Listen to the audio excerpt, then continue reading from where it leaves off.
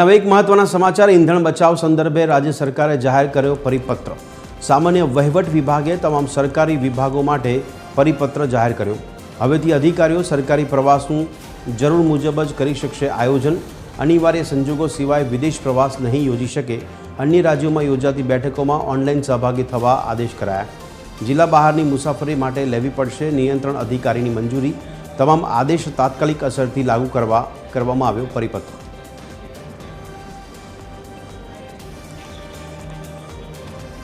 तो आज अंगे વધુ વિગત આપી રહ્યા છે અમારા એસોસિએટ એડિટર સોનલ અનડકટ। આ સોનલ જણાવશો તંત્ર દ્વારા કયા પ્રકારના આદેશ કરવામાં આવ્યા છે ઈંધણ બચાવની અપીલના ભાગરૂપે?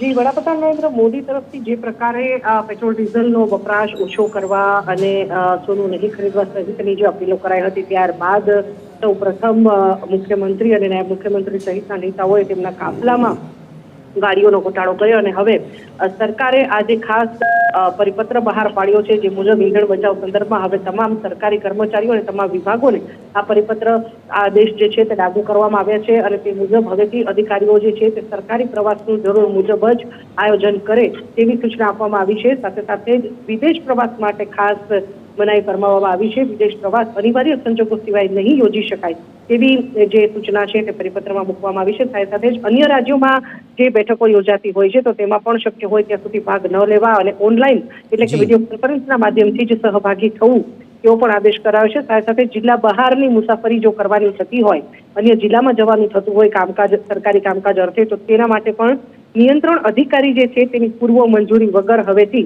જે અધિકારીઓ અને કર્મચારીઓ છે તેઓ જિલ્લા બહારની મુસાફરી પણ નહીં કરી શકે। આ તમામ જે આદેશ છે તે તાત્કાલિક અસરથી લાગુ કરવાનો પરિપત્ર કરાયો છે। સાથે સાથે જ પરિપત્રમાં એ પણ જણાવાયું છે કે અધિકારીઓ જે છે તેમણે ખાનગી વાહન વાપરવાના બદલે જાહેર પરિવહનનો ઉપયોગ કરવો, ઓફિસના આવન જાવન સહિતના કામ માટે થઈને આવો જે સૂચના છે આદેશ છે તે પણ આ પરિપત્રમાં કરવામાં આવ્યો છે। સામાન્ય વહીવટ વિભાગ તરફથી તમામ સરકારી વિભાગો માટે આ પરિપત્ર જાહેર કરાયો છે અને તાત્કાલિક અસરથી આ જે નિયમો છે આદેશો છે તેને લાગુ કરવા માટે પણ પરિપત્રમાં ખાસ જણાવવામાં આવ્યું છે। જી સોનલ, ધન્યવાદ સમગ્ર માહિતી આપવા બદલ।